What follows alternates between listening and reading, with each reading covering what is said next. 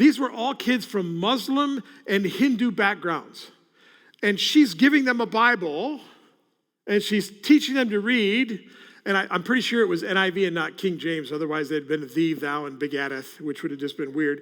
So she's giving them a Bible. She's teaching them to read English, and she's telling them about Jesus. And you think, well, hold on a minute. You're telling me that Muslim families, Hindu, they're okay with their kids learning about Jesus? Yeah, they were fine with it. Why? Because they needed translators.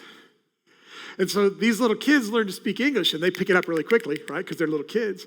And then they can go home and they can help mom and dad, just navigate life, talk to the postman and fill out an order form and shop for groceries because these little ones learn English. And my daughter got to teach them to do that. Well, she had this one girl that she started with all the way in primary school, and she was with Abby all the way through high school. And by the time she got to high school, she was really seriously thinking about choosing to follow Jesus and leave her Hindu background.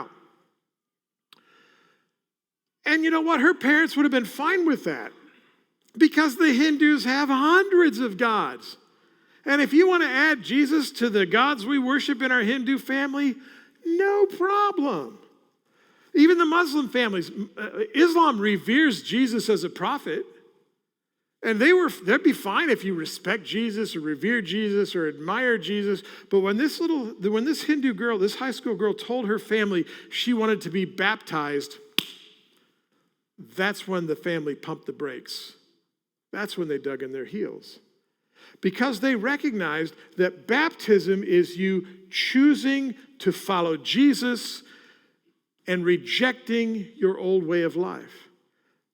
Remember, Jesus said, I am the way, the truth, and the life, and no one comes to the Father except through me.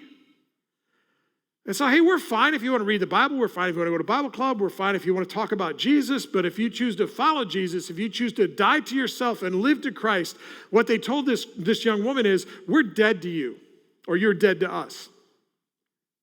Mom, dad, you don't have them anymore. Siblings, gone. Aunts, uncles, grandparents, forget it.